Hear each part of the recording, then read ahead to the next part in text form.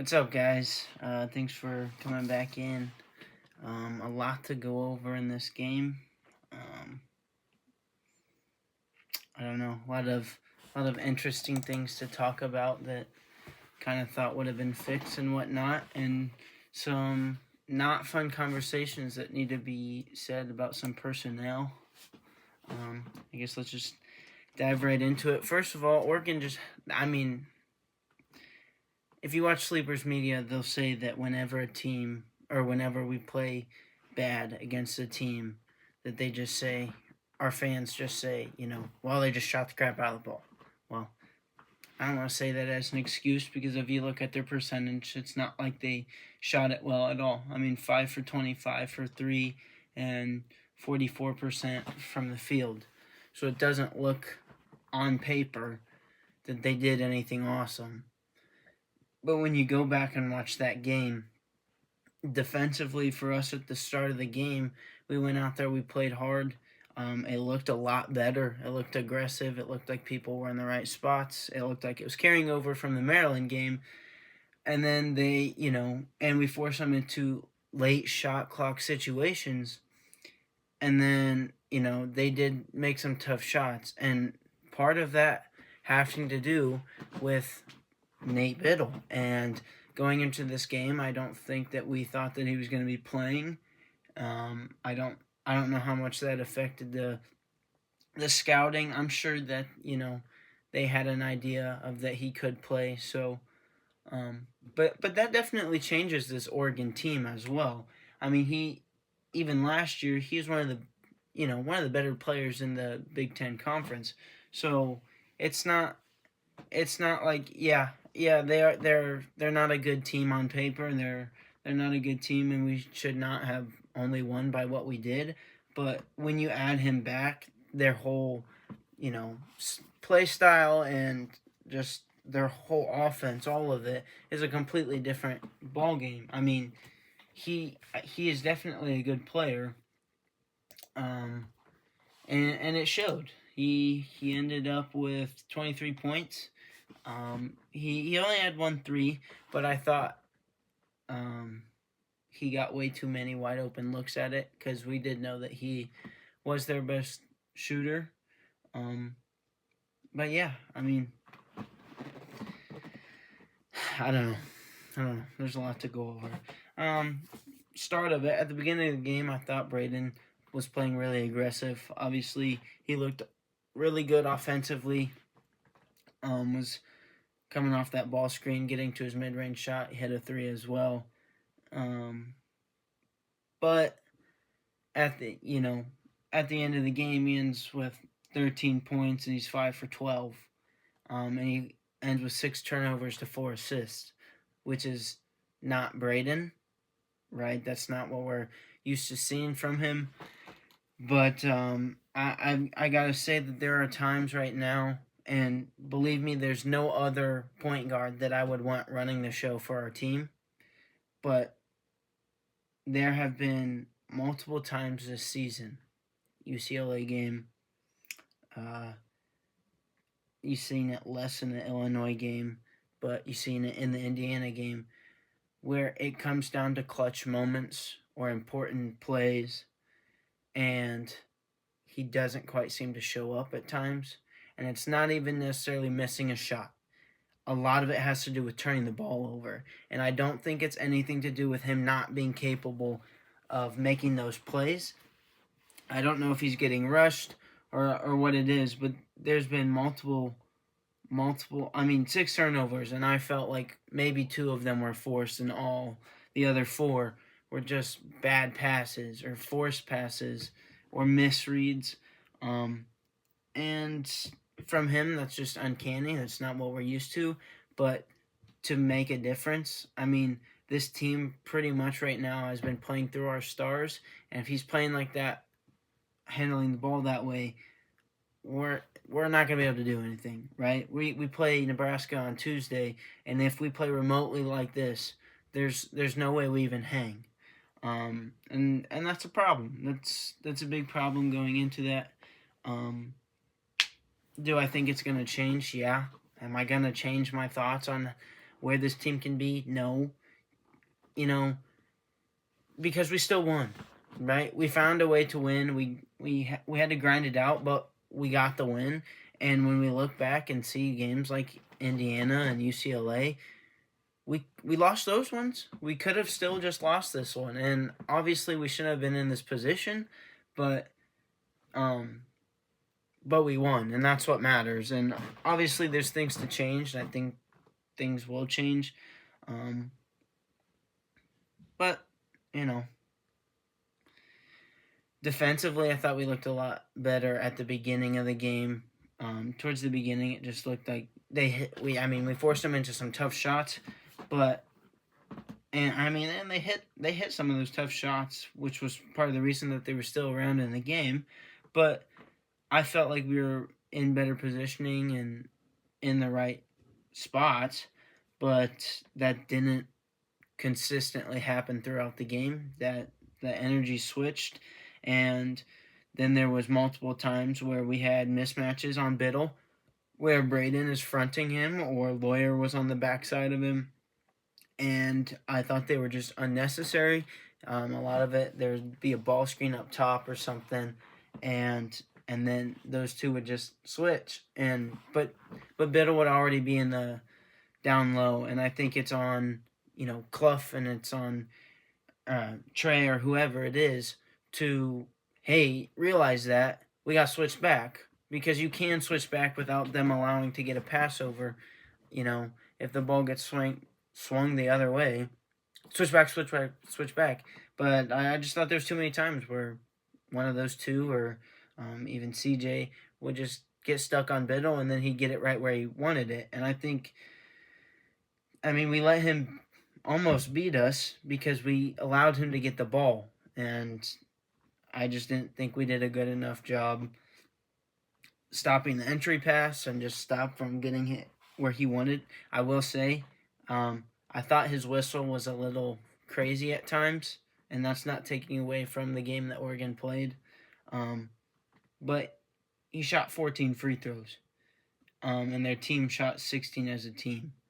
So I thought there was that play under the baseline, the entry pass where he bobbled it, and they called a foul on Trey. And if you go back and watch it, there's actually no contact whatsoever that gets made.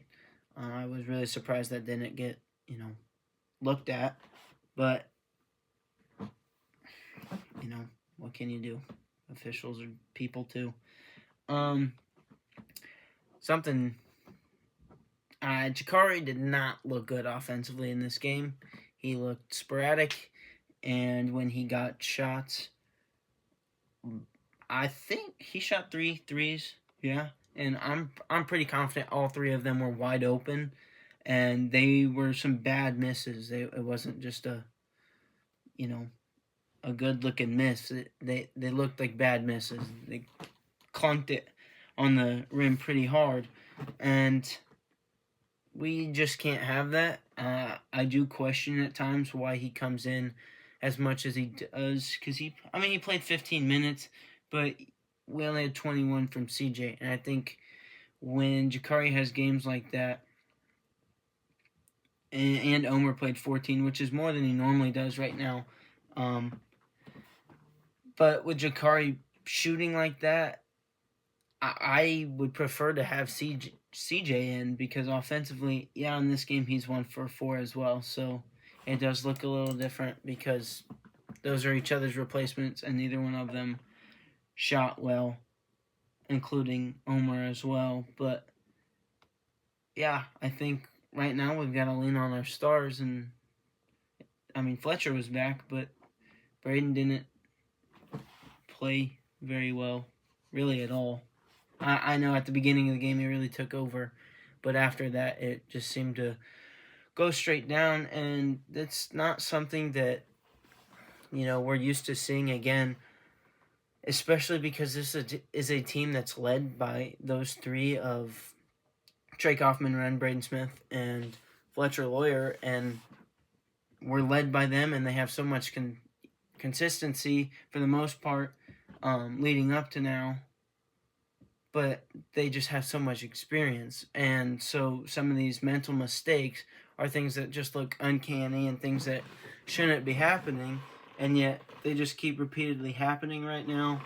And I don't know, because if you watch press conferences and stuff, it looks like, they're just kind of zoned out.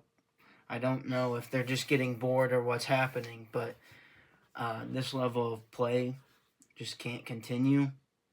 And I think, some of you might disagree with me on this. And it's hard to, previously, minus these last two games, it'd be hard for you to go out and say it.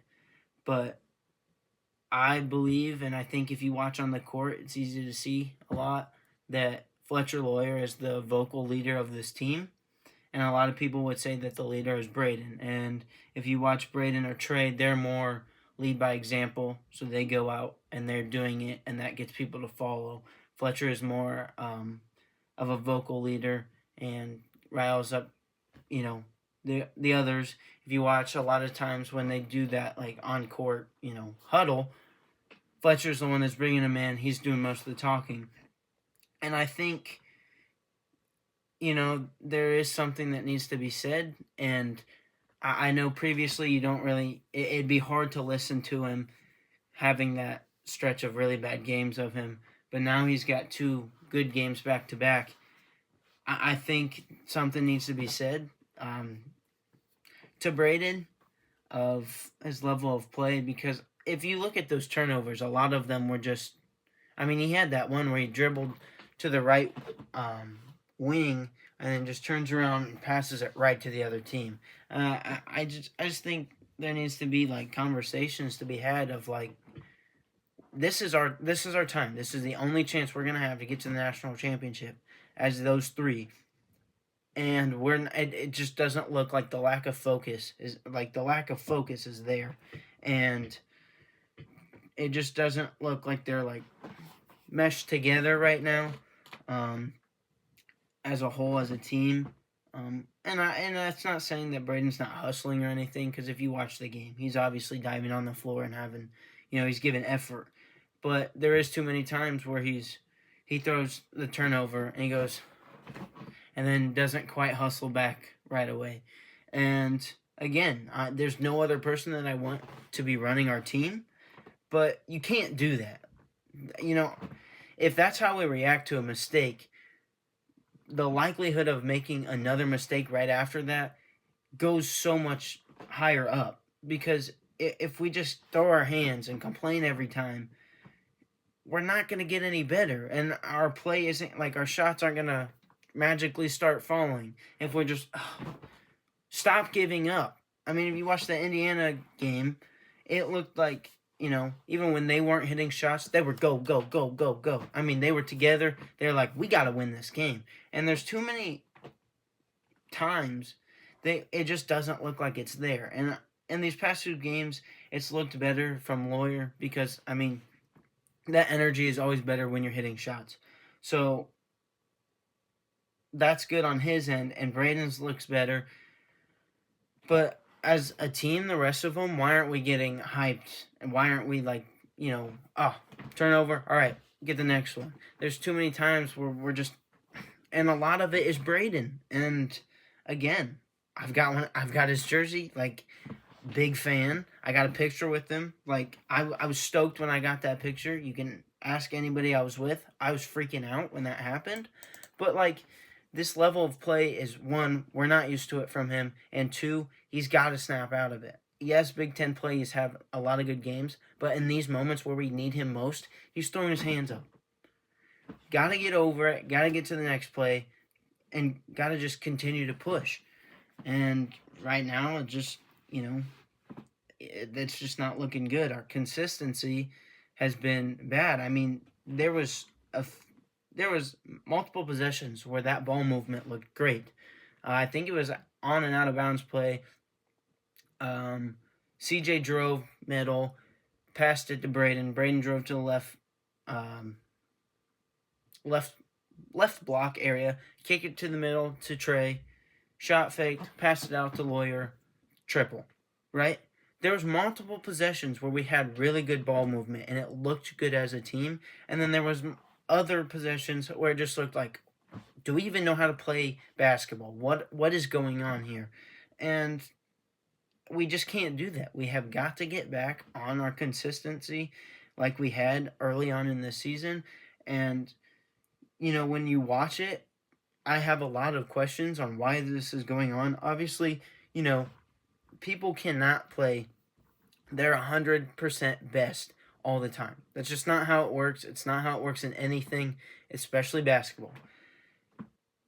But it just feels like right now there's too many of them that aren't playing at a high level consistently. Or we're not, just as a team, maybe 3 people are playing really well and then the others are just either mediocre or bad. And we've got to find that mixture of everybody's playing on a high level. And we've seen it early on in the season. That's why when I'm watching these games, I'm so lost on the fact of where's it going. Because the energy was there at the beginning of the season.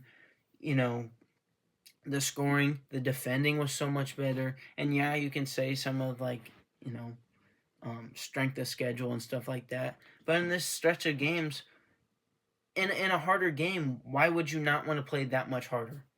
Like in an Illinois situation or an Indiana situation, why would you not want to give that much more effort?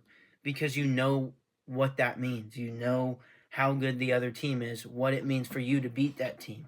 And, obviously we come away with the win, and that's all that matters. But you want to see us come away with a win with a much more margin of victory. And, ultimately, does that matter? No. But you just want to see that get cleaned up, and you just want to see it get cleaned up.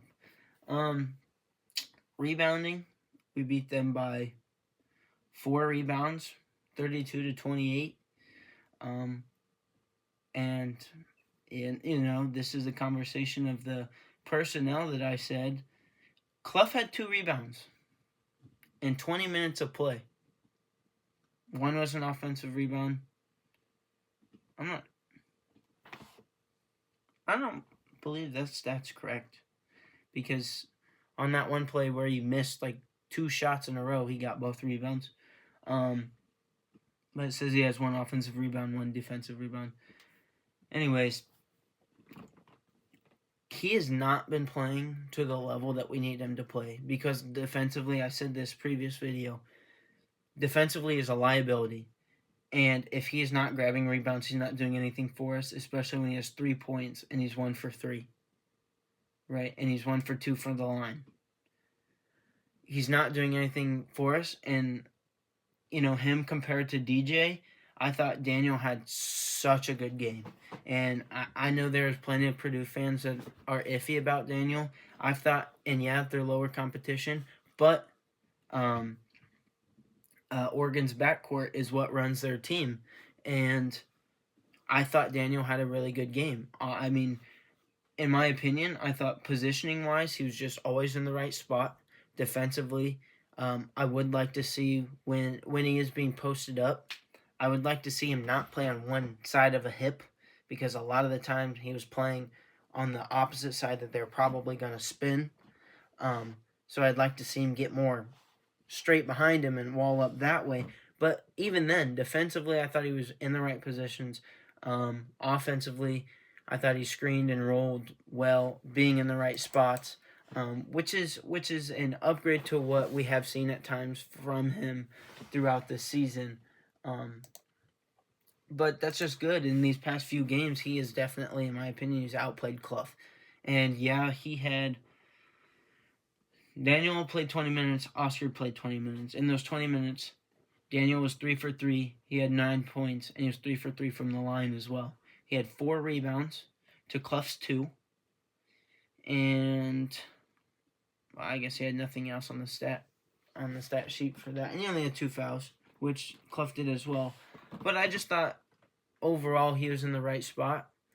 And I think with Oscar's play recently, a few things could happen. Either you see more small lineup where Maybe we see a little more of Trey at the 5 like we did last year and running some more of that 2-man game, which we did do that a few times. And again, it worked. Trey ended with 12 points and shot 50% from the field. And he was actually 4 for 5 from the free throw line, which is an improvement for him as well. And then he continues to rebound the way we need him to, bringing down 8 rebounds. But there's just a lot of things that need to be cleaned up. And, you know, this game on Tuesday against Nebraska is definitely going to tell us about this team, how they respond. Yeah, we came away with 2 wins after a 3-game losing streak, but this team is nothing compared to those other 2 wins that we just recently got. And yeah, I mean they have fallen twice now, but it's gonna be a challenge for us to come away with this game, and it's going to tell us a lot about this team on the way they respond. And I need to see Oscar to have another good game because there's multiple times throughout the season that, hey, Oscar is a game changer for this team, and right now he's being a game changer in the wrong way. He is hurting us drastically right now, out of position on defense, not rebounding, which is his one job, and then when he gets opportunity to score, he's just being garbage. He's not scoring, and you just can't have that, especially in 20 minutes of play. You have to affect the ball game in a positive way, and he has not been doing that. So I guess we'll see how they react to Nebraska. Yeah, Benter, I thought he had an okay game. He had 5 points, 2 for 3. You know what? Actually, I thought he had a decent game. He drawed 2 charges, which, by the way, I think he does a great job of that, of positioning, being in the right spot. Defensively, though, I don't know if this is him or if this is, again, just our defensive assignments, but I think he comes over way too far to help and almost double team, and I don't like that. And it's not just him, but you see it a lot from him, and we've seen it a lot from Daniel, and especially Clough. You saw it on that high ball screen again where they come out, and there was multiple times where it's almost like to the volleyball line, and they're coming out far, and that's where, which they didn't necessarily do it against us, but that's where other teams zip it inside because our post is out of position, or it's a quick dish to the wing, and maybe it's another reversal, or they're wide open for a shot. And I think a lot of, obviously, it was a 4-point win, and I think a lot of it has to do just with positioning on our defensive assignment or alignment. I just, the defensive strategy right now, I don't agree with. I don't understand why we don't just play a drop coverage majority of the time and make our guards fight over instead of having our bigs ball screen hedge, and then they have to sprint their butts back down to the paint, and that's where a lot of mismatches happen because either our big gets switched onto the guard with the ball, and then we have a mismatch inside, or they get past it, and now our big has to sprint back down, and it's just not. I have written down unnecessary mismatches. Wow, mismatches from Lawyer and Braden onto Biddle.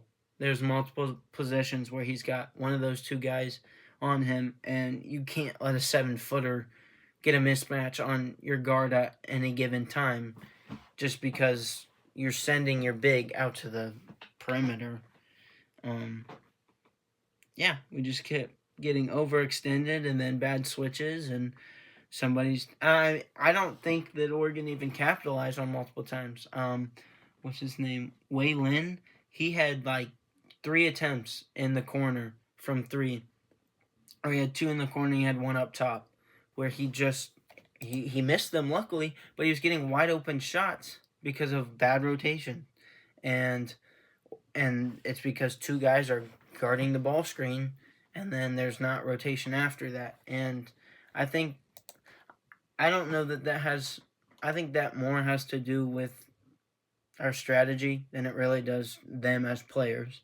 I think that that's just what their alignment is, and I don't agree with it, and I think it needs to change because if we do that against said Nebraska team, we're going to get destroyed. And that game is going to say a lot. I know I've said it multiple times, but that is going to be a test for us, especially playing at their place. And the way we respond is going to dictate how this rest of the season goes, in my opinion. Um, yeah, interesting game because there was multiple times where you thought from us that I thought there was multiple good things that happened, and then there's a lot of times as well where we're just out of position and turnovers. So we ended with 14 turnovers, and we averaged 9, I believe. We had one more turnover than they did. They had 13, and we only had 15 assists as well. So our turnover to assist ratio was not good, and that's got to get better. Credit to Oregon for hanging in and playing a tough game. I know I didn't really say much about Oregon, but a lot of it was just them making the right plays, and they hit a lot of tough shots. I do think that, Biddle had a few crazy whistles, but credit to him for coming back after sitting out 5 games and having the game he did, 23 points and 5 rebounds or 2 assists and a block. So I think that's also something to say. Our rim protection needs to, be more of a threat. It's been a while since I think Daniel's gotten a block. That might be a little nitpicky, but we need to maybe not necessarily always get a block, but at least alter shots. So a lot of improvement that can be made, and we'll see how that goes in this upcoming Nebraska game. But, Boilers got to be better, and I think they can be, and I'm hoping that it happens. So stay tuned for the preview to that game. It'll probably be up tomorrow. So thanks for watching.